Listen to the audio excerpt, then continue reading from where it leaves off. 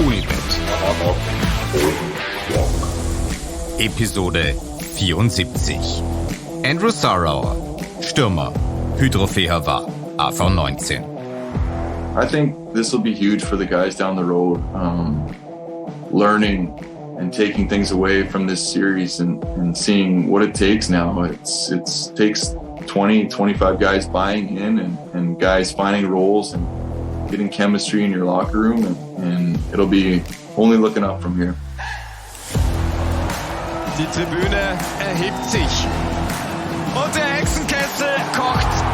Da bleibt kein Moment, um einmal durchzuatmen. Bring it on. Mit dem Tortender abgefälscht und die Scheibe im Tor. Aus dem Nichts. Wie schön war das gemacht. Unibet Hockey O'Clock. After an incredible finals run, it's only due that or overdue that we get this man on. He's been a cornerstone for the organization of Fehérvár AV19 for many, many years now. He just concluded his 9th year in the league, as stated, an incredible finals run, and I just had to bring him on. So thankful that none other than Andrew Sarauer is now on the Unibet Hockey O'Clock line. Andrew, thanks so much for doing this. Hey, thanks for having me.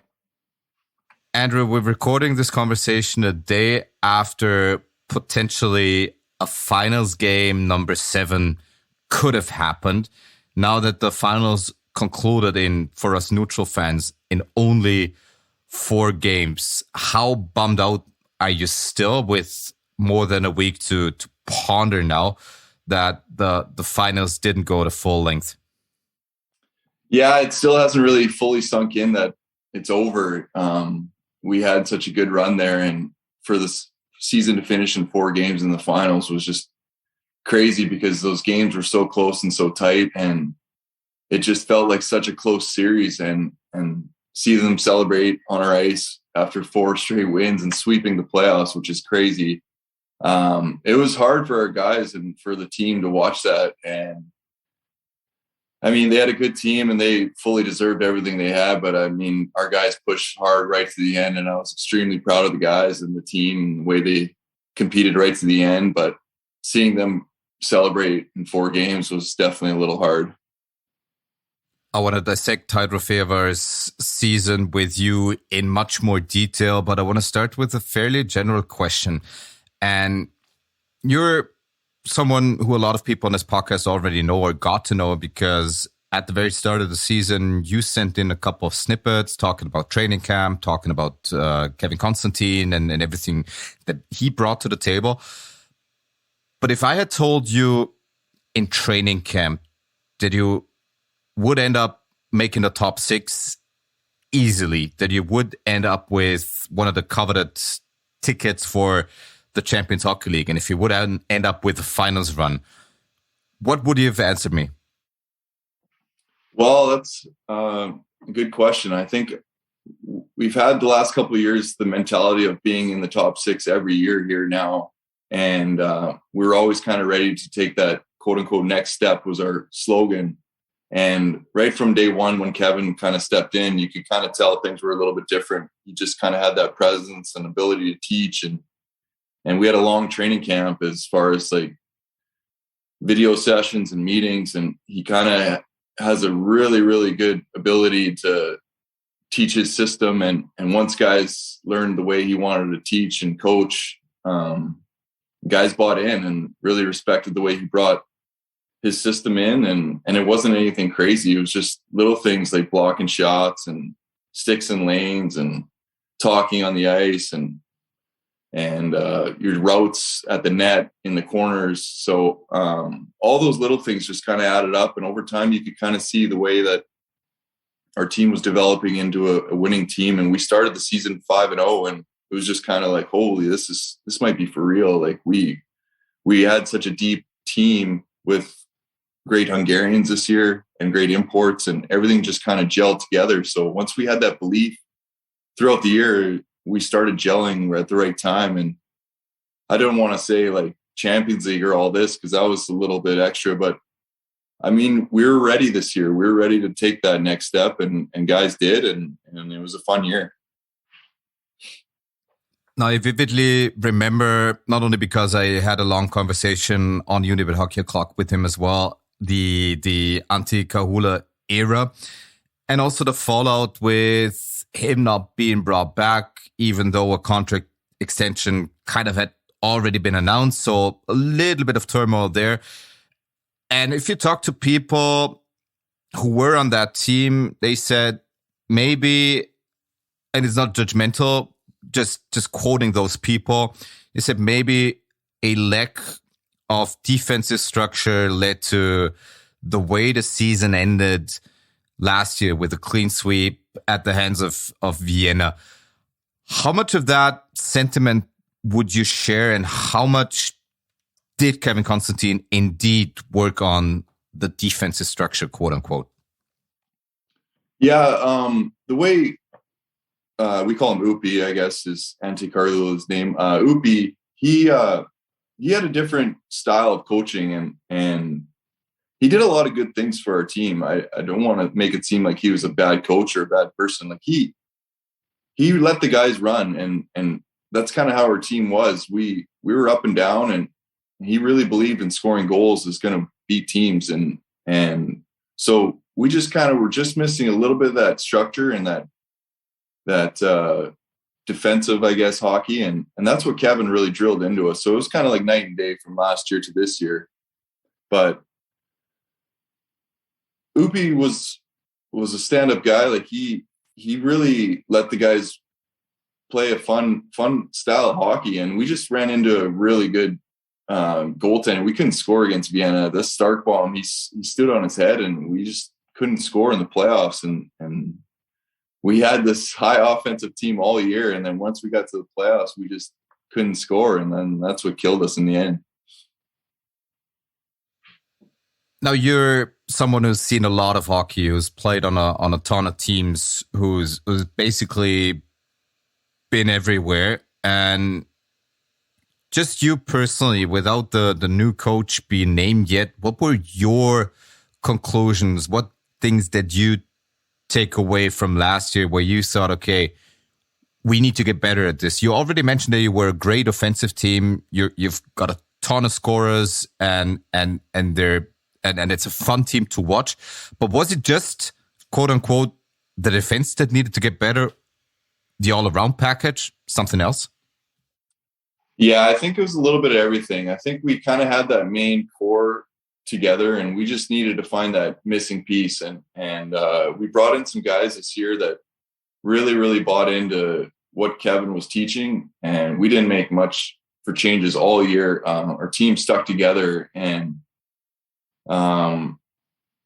it's hard to really pinpoint what you need at the end of the year. You always think, hey, we need a little bit meaner, tougher team here, and you need a little bit of scoring, but you never really know until you get your new guys in and your new team.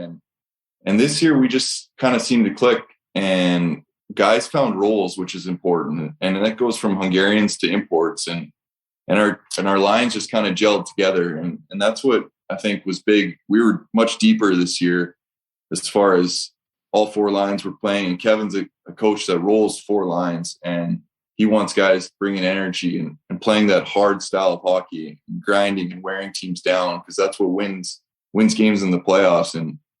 And another big thing is we stayed healthy this year, and that's what kind of you need all year is being healthy and playing your best style of hockey right at the end of the year. And I think that's what helped us a lot this year. Because you were mentioning all the new guys that were on the team. Guys like Braden Shaw, guys like Colin Jacobs, guys like Istvan Terboc, guys like Josh Atkinson, Christian Fournier. Who was maybe the one player, and I know that the teammates hate singling out individuals, but if you dare me to still ask a question, who was the one new player on the team that kind of caught your attention first? Well, probably Atkinson, just the way he came in, and he's a guy that just can take over a game on his own. Like his power and his speed is just unbelievable. Like he's a defenseman, and he'll be the first guy to dump the puck in on a PK, and he'll go get it, and he'll just beat the other guy's back. Like he doesn't care. He's kind of got that attitude where he'll he'll go do things on his own, and you're just like, holy, he can take over a game. And I've never seen a defenseman get so many breakaways in my life. But so he was a big surprise for us this year. I thought Shazi was huge for us down the stretch, and in the playoffs, he was scoring goals, and he kind of had a slow start, but he was kind of playing a third line role on our team. And once he put him up with the top line, he was using his size, and he was finding the back of the net. And another big guy for us, I thought this year, was Balint Magosi. He's a Hungarian guy I played with him earlier in Fehérvár years ago, and he came back this year. He's a hometown guy, just all around guy for our locker room, older Hungarian guy, play up and down your lineup. First line, he was on Hari's line for a while, and then he was in the fourth line in the playoffs, but just a great leader and a good guy for the younger Hungarians to look up to. And he'll kind of do quote unquote anything it takes for the playoffs, blocking shots and just being a all around guy. And so he was a big pickup for us coming back home this year for sure. Let's remain with Josh Atkinson a little bit. And we've already talked about it on our broadcast that it's probably going to be incredibly hard to keep him, because a lot of bigger organizations have had an eye on him for quite some time. Him coming in and bringing so much energy to the table, you being kind of the old dog on the team, and I hate to give away your age, but you're 37 years young, and obviously the oldest member of Hajdú Fehérvár's team. How much did you hate going against such a high energy player in practice, and how much did you cherish it that you had this high energy player on your own team when playing in competitive games? Yeah, it's just crazy how, like, he's just one of those players who he'll say something in the locker room in the intermission or on the game in the ice, and you're just like, Daddy, we can't do that. Like, he just wants to like hold on to the puck, and he's like saying all these things, and our guys are just like shaking their head. They're just like, no, we don't see that, or we can't do that kind of stuff that you see or do. Like, we can't just go expose the puck. And so he's got that kind of mentality. But as far as like his first year in Europe, like, he came over here and he just tore it up. And many games, it's just like he'd take the puck and go end to end and he'd score. And it's just like, well, there's a free goal. Like, we didn't even expect that kind of thing. And it just changes the game. And so he's just a freak. Like, he's in the gym, he can jump and lift as much as anyone. And like, his skating is just like, his power, I've never seen anything like it as far as like just end to end. And he had a great year, and I have no idea what his plans are as far as staying in the league on our team or moving up. I guess we'll see, wait and see. But he had a great year and definitely well-deserved. You were mentioning the depth. You were mentioning individuals that brought a lot to the program. You were mentioning the different style that Kevin Constantine used to teach, to make you block more shots, to have a stick in the lane. Was there ever a point, and you mentioned that 5-game winning streak at the start of the season, where you started to believe is probably a little bit too heavy, but where you thought, well, this could be something special here. Something special might be brewing here. Yeah, I think guys at the start of training camp were just like, whoa, this is a lot. Like, it was almost like you were at a hockey school or like a coach's seminar. Every single morning we were in the VIP room watching video. We'd grab a coffee and head up there, and we'd have to take notes. We'd all have booklets, and it was like, I'm a hockey guy, so I didn't mind it. It's kind of nice waking up and going to like a PowerPoint presentation every morning. And then he'd call you in after practice and go over your shifts from the preseason. I think we watched the same preseason game highlights at least 10 times, because we played one preseason game and then we had 2 weeks off or something like that. So it was a lot, but like, just little things. It's just crazy how, like, just your miss a hit or your shot block, and he'd call you in and say, like, that's not good enough. And by the end, guys just kind of learn the way he wants to teach, and he's not being rude about it. Like, he's coaching, and he's just such a good like teacher. He's meant to teach. Like, he can speak in front of the room, and like his voice just carries. And like, but what I see in Kevin is his ability to break a game down. Like, his video, like, he doesn't just watch the game once or twice. Like, he watches it all day, and like his stats, like he's kind of like an analytics coach before analytics became popular. Like, we'd have 20, 30 different stats posted after every game, and he's just focuses, and he'll go back and break down our starts from 10 games ago to this 10 games, our penalties, our shift lengths. Like, it's like he breaks everything down, puts it in charts, and he'll explain you're missing hits here, you're missing block shots here. He calls it dirt play and all this other stuff. And so it's impressive how much he can dial a game in and break it down on video. Obviously, Kevin Constantine guested on this podcast a couple of weeks ago as well, and it's fairly obvious where he's coming from, because a good friend of his, Troy Ward, excelled at times in this league as well, and they've both got a huge analytics background. Now, you being that proven scoring commodity, basically each and every year you've been in Fehérvár with maybe one dip down and couple of better scoring years than others.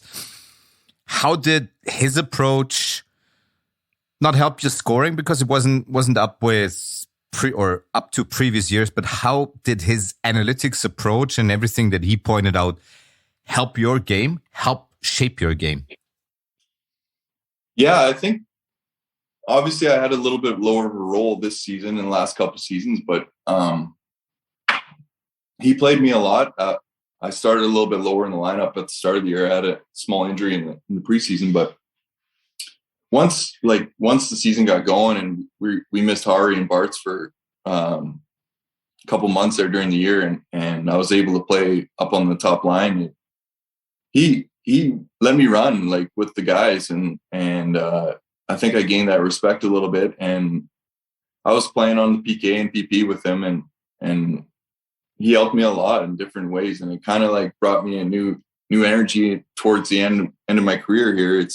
You learn different things from different coaches, and I really respected the way he approached different things. Like, he didn't come in and say a lot in intermissions before games. He just kind of lets the leaders, lets the older guys handle the room, and his job is to run the bench, and then he'll break it down after the next day of practice and in video. So I kind of really respected that. And like, his practices are short, and a lot of it's the same drills every day. So he really focuses on repetition and lets the guys play.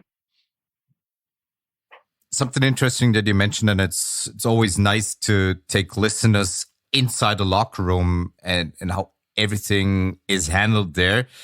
You said he lets the leaders of the team do a lot of work. You've already named Balint Magoshi, one of the veterans on the team. Who was doing that work pre-game or during intermission?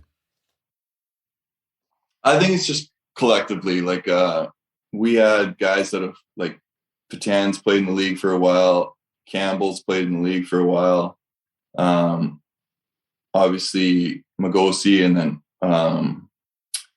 Hari was our captain. So anytime that there needed to be something to say, I think it was said. And obviously I've been there the longest, but I'm not a big rah-rah guy either. So I think it was just a big collective group. And anytime something needed to be said, whether it was the goalie, guys on defense, forwards, guys would step up, and everyone kind of knows in a locker room when something's not going right. So guys stepped up at different times in the year, and our leadership, I think, was great this year as far as leading the team when something needed to be said, and Kevin kind of just stepped back as far as that part of things and let the guys handle things, and I think it was good.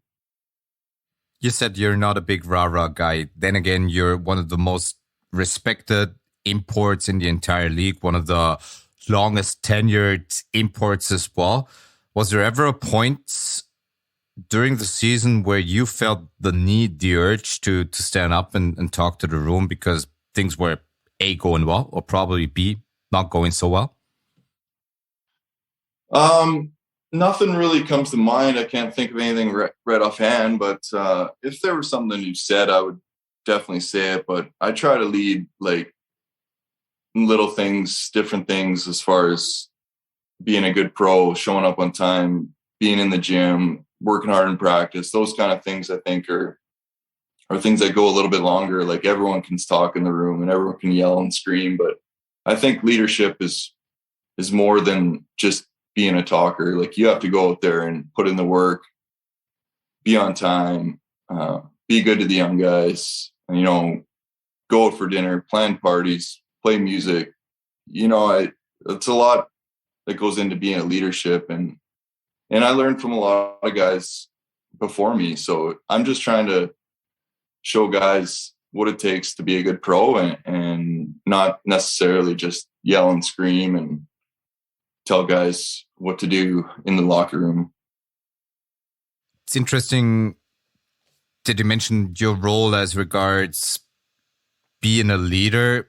And it's funny how hockey lives evolve, because first you start out looking up to other players, hope that they teach you a little bit or show you the most important things that you need for a long career. At what point with Fehérvár, maybe even this year, did you realize, oh shit, there are a lot of players looking up to me? Or was there never this point of realization where you thought, okay, now I have to be the leader, now I am looked as the leader?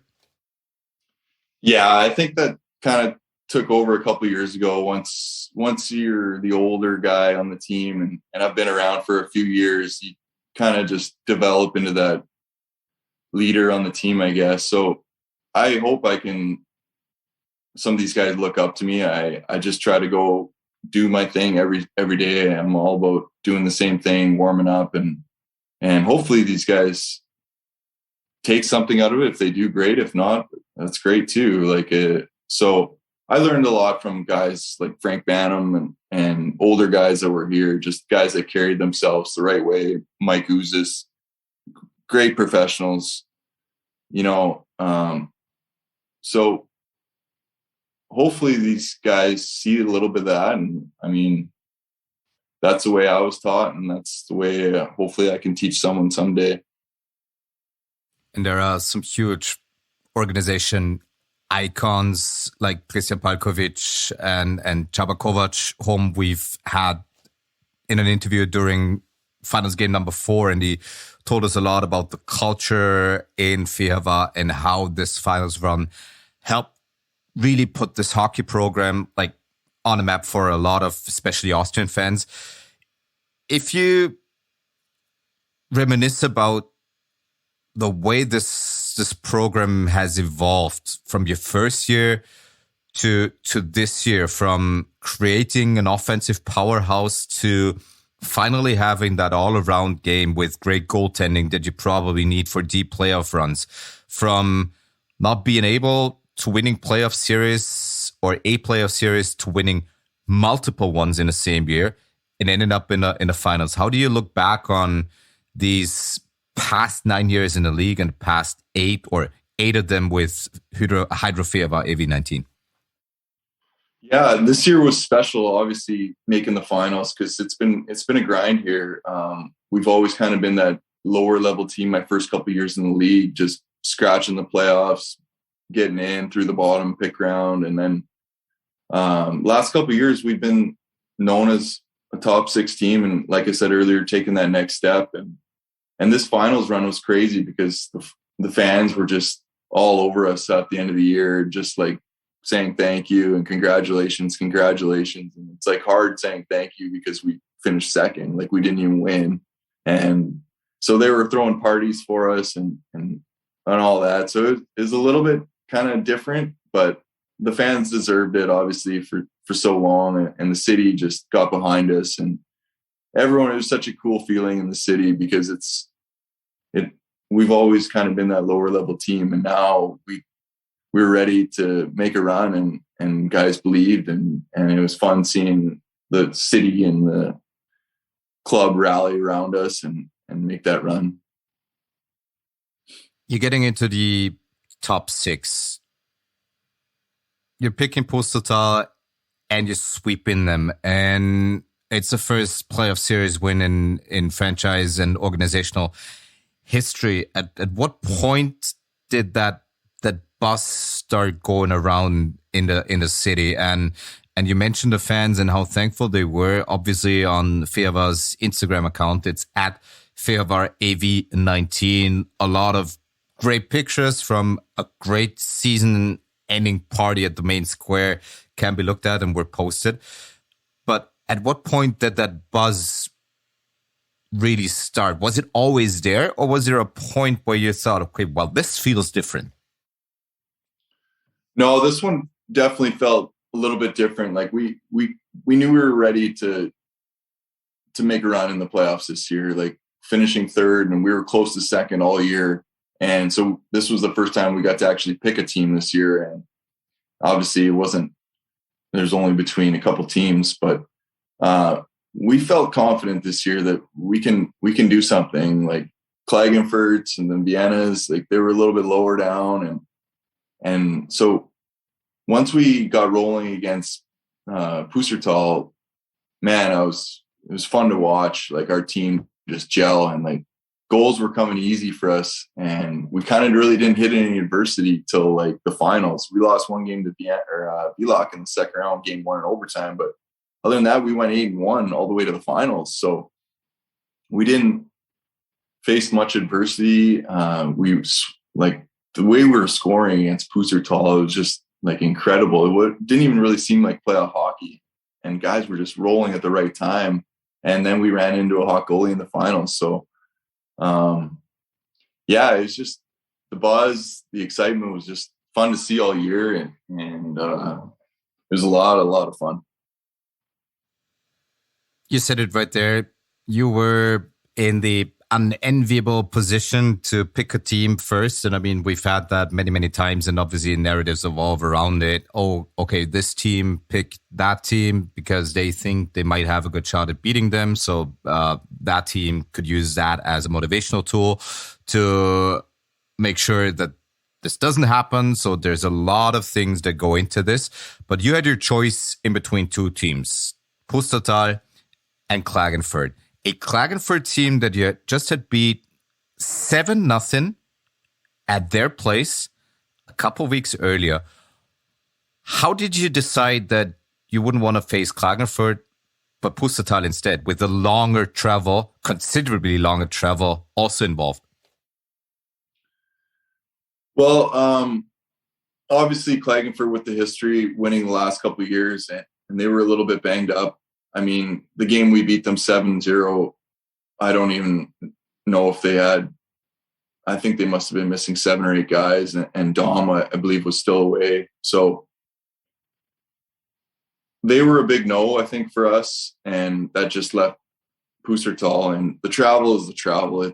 It's hard, but it's both teams have to do it. And I just felt more confident in my eyes playing Pustertal than Klagenfurt, but the coaches let us vote, and I don't even know what the final results were, but they all let us vote, and between all the teams, and whoever was left with the highest percentage we were going to take, and that ended up being them. So it turned out to be a good matchup for us. I didn't think it would go 4. I thought it'd be a long series as well, because they had an unbelievable run at the end of the year, and they were a solid team. But fortunately, we found a way to beat their goalie, and guys were scoring like crazy, and that was huge.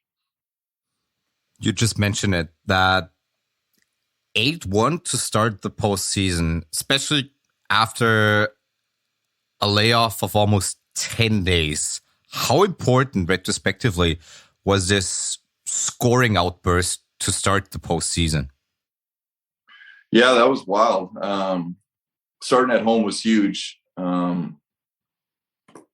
We knew they were going to come hard, and they were an offensive team as well, but they had one of the best goalies all year. So we knew we were just going to have to grind them down and find ways to beat him with traffic and rebounds and stuff like that. But once we got one or two, it just kind of the floodgates open in that game. And guys didn't look back. We went down there and won game 2 as well. And it was kind of just one of those series where we got timely goals from different guys all throughout the lineup. And that's what you need to win playoff series. Different guys stepping up and we found a way to put them away in 4, which is huge, because once you let a team back in the series with anything, with one little game or goal, it can shift the momentum in the series quickly. Now, something interesting had to develop over the time, and I want to get down to the nitty-gritty with you. And it's also something that our good friends at Unibet have realized and worked out. The statisticians said or showed a dramatic improvement in your penalty killing over the entirety of the regular season. It's set at 75%, which is league rank 12 out of 14, depending on how you see the Bratislava situation, 13 teams. And then it indeed skyrocketed to an 85.3 percentage during the playoffs, a 10% increase, especially considering that you're playing the best teams in the entire league, the best defensive team with Villach, and you're improving your penalty kill by 10%. What did happen in between the regular season and the postseason in that regard? I don't know if much changed. I think guys just stepping up, like the way Kevin teaches our PK, it's like block shots, defensemen, forwards, like make sure you're in lanes. And then obviously our goalie was unreal down the stretch and in the playoffs. So our PK is just like very tactical. Like he makes sure your sticks are in the right lanes. Our forecheck is very, very strict, and he doesn't let guys forecheck in the other end. So like he makes sure guys are in the right spots at all time. And once we get into our zone, it's pressure. And I think guys stepped up big for each other and blocking shots and just finding a way to get pucks out of our end and get the job done, because PK is all about battling and competing and sucking it up and doing just kind of whatever it takes. And our defensemen, man, I give them a lot of credit. Like they were eating pucks and just laying it on the line, and they did an unbelievable job for us. How difficult was it for you personally? Because if you talk to people, a lot of them says it's all about staying in some kind of rhythm. Now the regular season ends. There's a 9-day period where you don't have competitive games. Then you finish your quarterfinal series in 4 games. You get another week off while other teams are still playing for the semis. And then you have to start, quote unquote, cold into a semifinal series against a team that just went the full distance. How difficult was that game 1 in Villach? Yeah, that was a different approach being off for that long. You never really know if it's good to have the rest or if it's good to ride the wave. And Villach was coming off that crazy series with Ljubljana, 7 games and all those goals. And we're just sitting here waiting to see what's going to happen. So once we knew it was Villach, we were like, hey, let's get to work. Let's ramp it up here, boys. And honestly, that game 1, when we went to Villach, that was maybe our best start of the playoffs. We got 2 goals in the first 3 minutes, and we were on fire, and we just couldn't get that next goal. And then they got 1, and then the game was 2-1. They tied it, and then the overtime. So honestly, we played really good that game 1. We didn't get the win, but guys knew hey, this is a game we should have had, and we came home and then we took control. But being off for 9 or 10 days, we kind of went in little segments. We'd go a couple days off, and guys took care of their bodies, did whatever they needed. And once we were ready and we knew it was Villach, we knew it was go time, and we were ready. It's interesting that you mentioned this 2-0 lead during game one. Obviously, and that's also something that the Unibet stats show, you created a little bit of league history because it's the fastest 2-0 lead to start a game with only 2 minutes and 21 seconds into it. So there's that. But an interesting thing that Kevin Constantine mentioned before the series, he said, obviously, a well-rested team might have problems or run into problems at the start of the series, but then a well-rested team will take over the rest of the series if it's a long one compared to a team that just had to get through a grueling 7-game series. Was that the sentiment within the team as well, that the longer the series goes, the more advantageous it will be for Hydro Fehérvár AV19? I think so. We were healthy, which, like I said earlier, was huge for us. And Vlock ran into some major injuries and they had some sicknesses as well. So we were ready to go the distance. Our guys were ready to go. Once we lost game one, we were coming home with the attitude, okay, let's go. We need to win game two at home. And we did. And so the big momentum game was game three, going back there and winning that game, because game one, losing that game was hard, but you got to win on the road. We didn't have home ice in that series. So we just said, hey, if we're going to win the series, we got to win one on the road eventually. So let's make game three this game. And that's what the guys focused on. And we did a great job coming out with another solid game in that series. So we felt confident in our team. We were healthy. And I know Vlock ran into a lot of injuries and it was unfortunate for them, but it was a solid series. I think they competed right to the end and they gave it all they had, but eventually our team took over and health was a major factor in that. Because health is such a big factor, not only during the regular season, but especially during the postseason. And obviously Vienna was decimated by COVID considerably during Game 7 in the Klagenfurt series, during the first couple of games with Red Bull Salzburg in the other semifinal. Obviously, a couple of players returned, but just coming off of the virus infection. How big a threat, at the very least, in the back of your head, was that COVID topic? Or did you personally try to block it out as well as possible?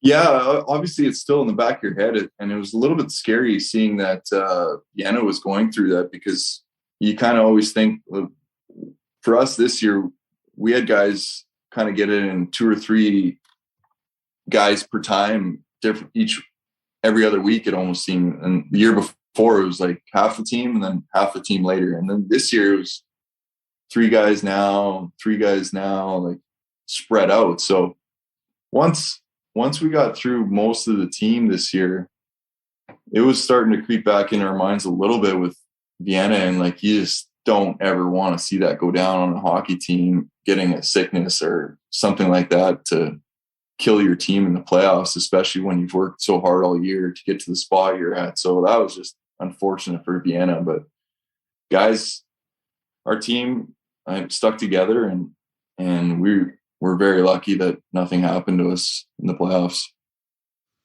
Now that we're talking about Vienna and a couple of other series and everything that happened there, how closely did you, during your own playoffs run, follow other series? Was it just watching the highlights? Was it taken in live games when you had the opportunity to do so? Or did you try to get some real private life away from hockey when you had days off?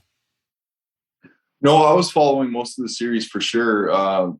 Just kind of checking online. And then once the Vlock Ljubljana series was taking place, we watched the Game 7 there. And man, those highlights were crazy. The goals that were scored in that series was wild. But no, I follow the league pretty close, and the guys talk about it a lot in the locker room, and we were always trying to figure out like, hey, who's going to win this, or who do you think is going to pick who? And so we kind of make little like comments in the room, and once Game 7 hit there, we watched that game and followed most of the series online. You've already mentioned that Kevin Constantine is probably second bar none, or second, not in competition with a lot of people as regards breaking the game down. When you and some of the other players on the team watch a Game 7 like Villach against Ljubljana, do you just try to enjoy the game, or do you watch for specific things that you might be able to eventually apply yourselves, that you're kind of storing in the back of your head for a potential use during a long series? I think it's definitely different when you're asking a player and a coach. As a player, you're just watching the game, trying to see their maybe a little bit of the style they play or who's on the power play. But as a coach, I'm sure he watched it many times and he was breaking down each player and each system. So as a player, you just kind of watch the game and watch the highlights and don't break down too much. But I'm sure Kevin was watching those games and making many notes. We've had the distinct pleasure of going to Fehérvár during semifinals 2 against Villach. We've had the distinct pleasure on Pulse 24 to broadcast Game 5 in Villach, which eventually sent you to the finals. A couple of interesting things that happened during that game. Obviously, an altercation between Kevin Moderer and Josh Atkinson that got him a game misconduct. And Josh Atkinson, at the very least, in my view, showed during the finals that at times he can be a hothead. Did you personally or in the locker room ever talk about the situation that unfolded with Atkinson and Moderer that led to the game misconduct that cost you, I think, a couple of goals, or at the very least one goal, if I'm not completely mistaken? Or is that something where during playoff time you just don't talk about? Yeah, I think he felt bad after the game. Like, he knew what happened. And I mean, they scored a goal on the power play there, but anytime something like that happens as a player, you know, he screwed up and he apologized to the boys, and he kind of let it boil over a little bit. I know he wanted to get him back, but maybe it wasn't the right time. But hey, it's sometimes like he lays it all on the line. Nothing needed to really be said as far as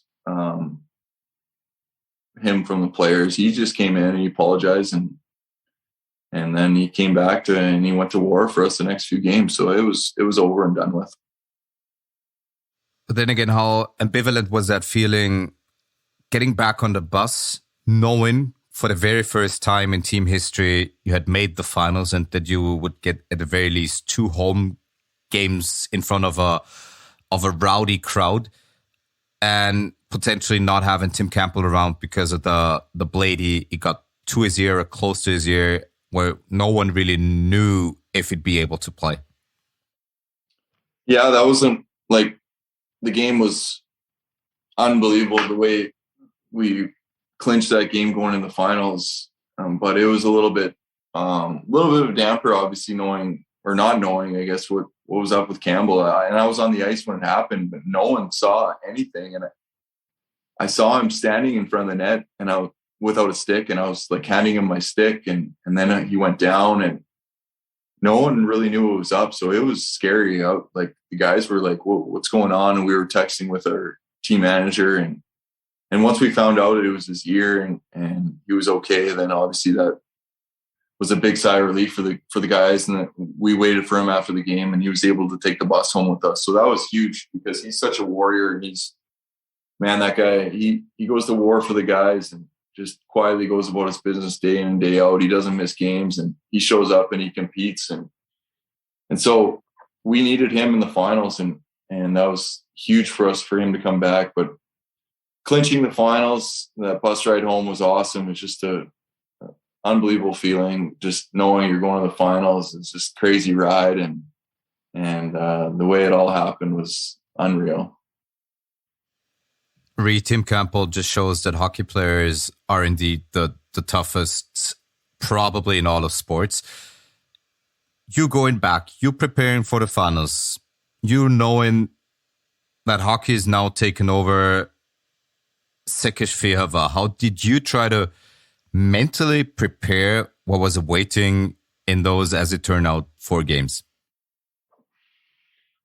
Yeah, we were just trying to roll the next series into the finals. We really had a belief that we can beat Salzburg. I mean, I thought we matched up well against them, and those games were so tight. And game 1 was just crazy. The chances, both sides. I mean, obviously we had our chances and they had their chances, and then 3-on-3, it's like, who knows what's going to happen. And so it sucked losing game 1, but game 2, we came home and it was a little bit high scoring game, and that was a heartbreaker, them scoring late. But the big one was game 3. I think we had such a good start to that game as well. And we got leads in most of the games in the series, but we just couldn't get that next goal to kind of put the team away. And we just, I think I told you before the game, is if we win this game, it's 2-1 coming back to our rink. And then now we have a series. And that was the game that really hurt us. Like, being down 3-0, we still had a belief. And obviously game 4, we played unbelievable too. But if we come back 2-1 home, oh man, that would have been crazy. But yeah, they were such close games. And that's what the finals is. It's just one little momentum swing and one little goal or penalty or momentum shift is just huge. And we just couldn't get that next goal in most of those games. A couple of specific situations that I want to work out. And the first one brings us back to game number 1 after the conclusion of first overtime. Some players on Salzburg, not going to give away names, didn't know that the second period in a non-elimination game, the second overtime period, would be played 3-on-3. Did you know, or did that come as a surprise to a couple of team members on Fehérvár as well? No, I knew it was a rule, but some of the guys were saying, oh, it's not in the finals. And I double checked with both officials on the ice before heading into the locker room, and they said, yes, it is. So we still had the conversation in the locker room, and I asked the refs. So we figured it out, but some of the guys didn't believe it. But yeah, once we knew, it was kind of different, because how do you prepare for a 3-on-3 in overtime in the finals? You don't really know how to. So I think it was just We've had huge arguments on the air as well. Daniel Welser, one of our experts, said he hated the rule. At the same time, we had Anton Bernhard, former Bolzano captain, as an expert on for the very first time. And Bolzano was the case in point that this rule was amended because they played on a Friday night a game that went to the 7th period, and then they had to play an early Sunday afternoon game. And obviously the Department of Player Safety just wanted to prevent injury. But you personally, would you have preferred to go on 5-on-5 endless in a sudden victory overtime, or do you like the 3-on-3 rule after overtime number 1? Yeah, I think in the finals especially, just let the guys play 5-on-5. It's hard to. I mean, if we win that game, then we're like, oh yeah, 3-on-3 is great and all, but man, it's hard losing a game 3-on-3. It's just, it doesn't seem like it should be the way playoff hockey is played. It's just so. I know those games go late at 7:45, and we're playing at home, and it's not a short drive 2 days later. So it was late by the time we did get home that night. So if it does go 2 or 3 overtimes, who knows? But maybe it's a situation where you play kind of the 2-2, 1-1-1 games, as far as 2 home games in Salzburg, and then bring it back for 3 and 4 in Fehérvár, something like that kind of would make things a little bit easier. But I just think 5-on-5 is the way playoff hockey is played, and who needs to rush? Like, who doesn't want to watch that hockey 5-on-5? Who cares if it goes 2 or 3 overtimes? It's just great hockey. It's the finals. It's the 2 best teams playing and competing and laying it on the line. Like, let's play all night. So it was hard, but hey, that's the rules, and the league does a great job, and maybe they'll change it someday, but it is what it is. And they got the lucky goal, or not lucky goal, but 3-on-3 goal, and that's the way it is.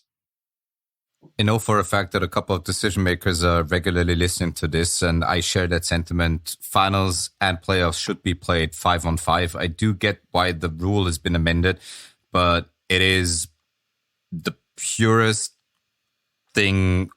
Elimination games, obviously, or games in the playoffs should be coming down to a decision with 5-on-5 on the ice. But we can't dwell on that one. What I'd much rather talk, and I knew why I brought my decibel meter, my sound level meter with me to Fehérvár. That game number 2, and I've been covering the league for 11 years now, or 10 out of the past 11 years. And it was my very first time in Fehérvár. I was so much looking forward to it. I heard so many great things about the fans and the place and the atmosphere. And it finally happened, and we're standing directly above the rowdy fans on the main stands.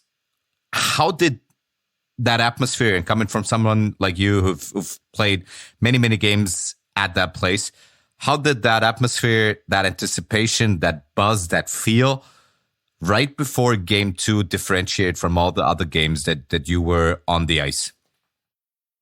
Oh, big time. Like walking out for warm-ups, it's like sold out already. You can just feel that energy. Like we're in the finals, and man, it was just crazy to play in front of them. And it is, my whole career here, been that atmosphere where it's like tough place to come in and play against other teams, and they just picked it up a whole nother level in the playoffs and then into the finals. Just the buzz around that rink, and we feed off them a lot of times. And you can see in the finals there, when Salzburg won, they were still on the ice cheering for us. Like, you don't see that too often. So they did a great job, and we feed off them a lot during the season. And then in the playoffs, they just picked it up to a whole another level, and it was just unbelievable to play in front of. We've already talked about a couple of turning points or eventual turning points in the series. Overtime, game 1, coin flip, could have gone both ways. Game 2, again, very close with a fluky goal by Brian Lebler that turned out to be the game winner. Game 3, again, tied after 55 minutes, and a game winner by Järvinen.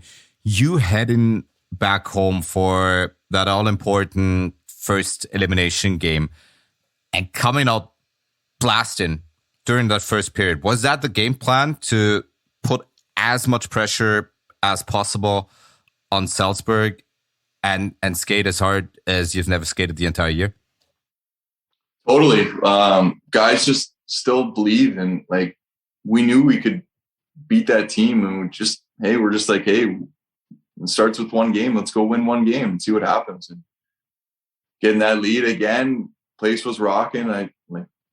Just fun to play in. And like, so that whole first period, man, Magosi scored, and then Magosi hit a post, I think 5 minutes later. And again, we just couldn't get that second goal, and we just couldn't kind of take control.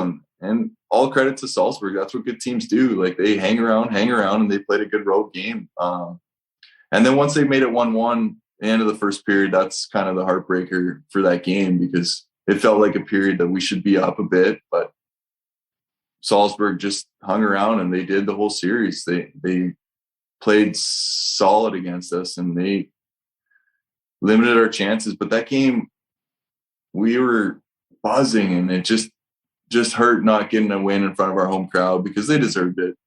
And it would have been nice to at least get one win at home, but that's the way it goes. And Salzburg deserved everything.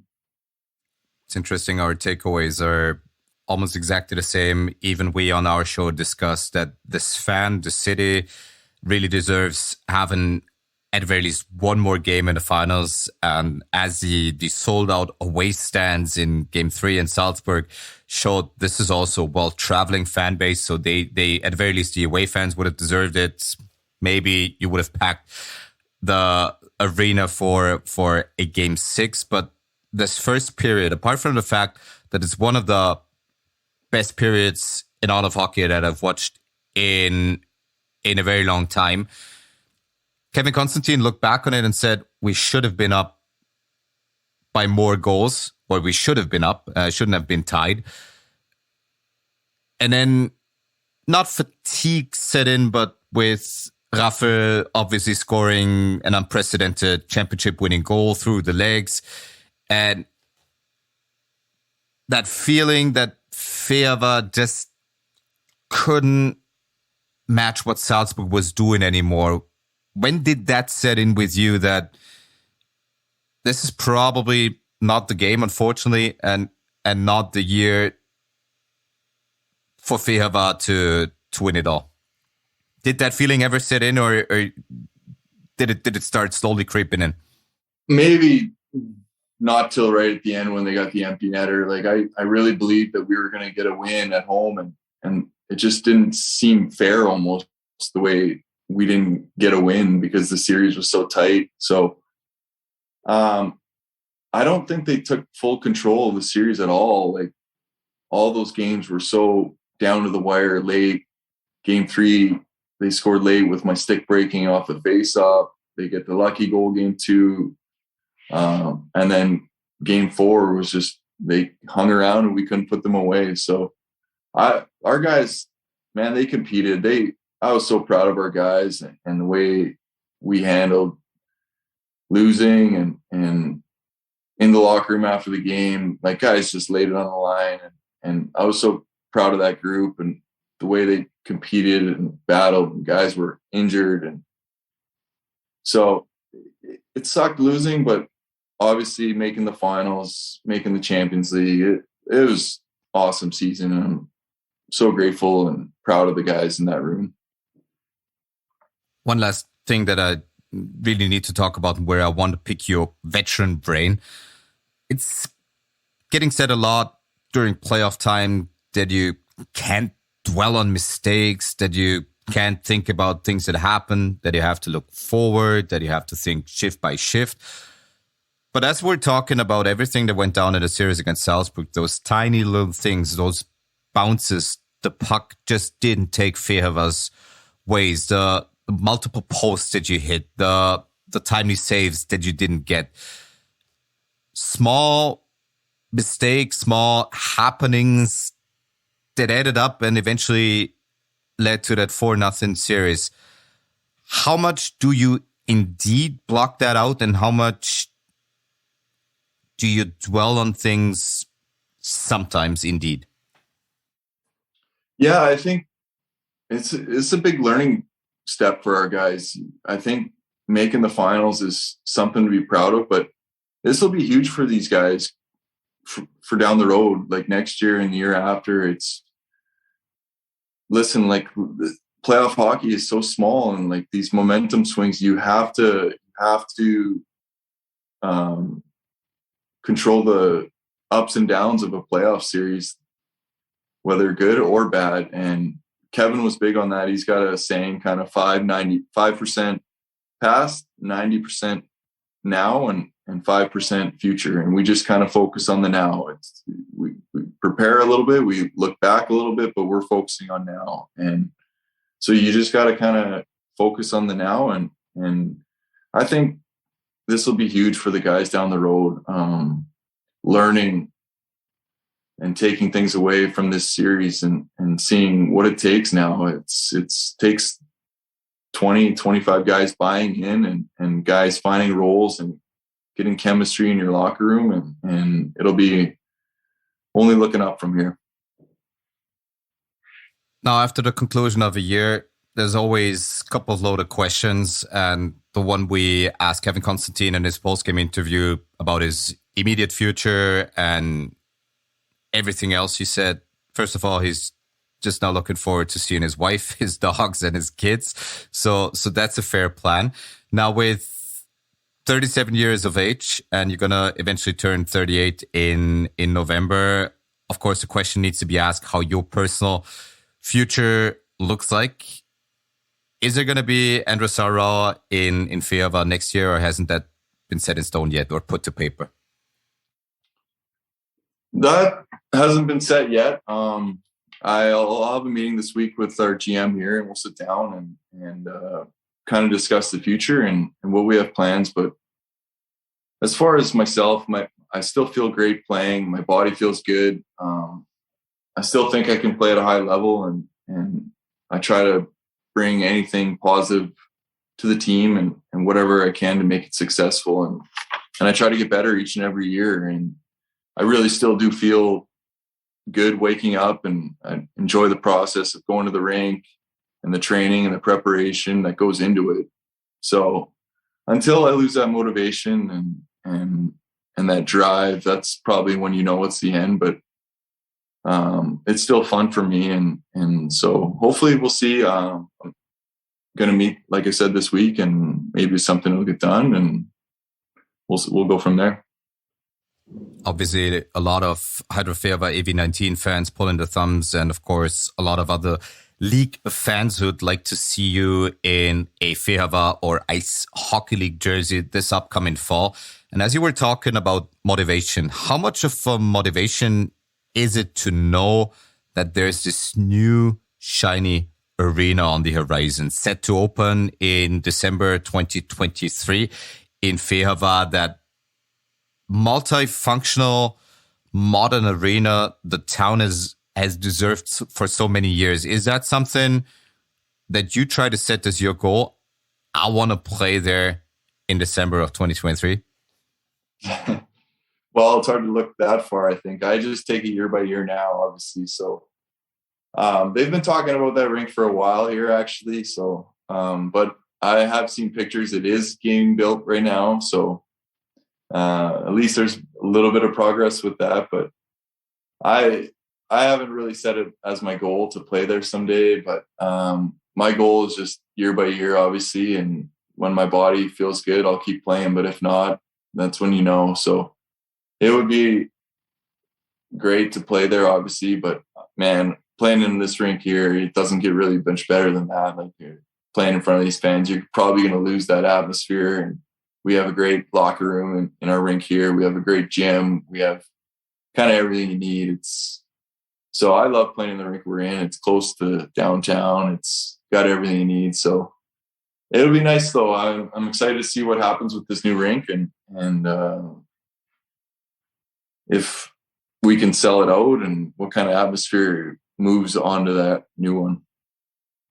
You know what? I'll make sure that they put you on the board where all the plannings for gyms, locker rooms, etc. is happening, because you've seen your fair share of locker rooms. And yes, it was unfair to look ahead that far. First of all, I'm wishing you a great summer. Great negotiations with Viktor Selig, and I'm so thankful that you took more than an hour out of your valued time to be on Unibet Hockey O'Clock. Looking forward to seeing you this fall. Awesome. Thanks a lot for having me. I really appreciate it. Exzellente Unterhaltung mit dem schönsten Sport der Welt. Unibet Hockey O'Clock.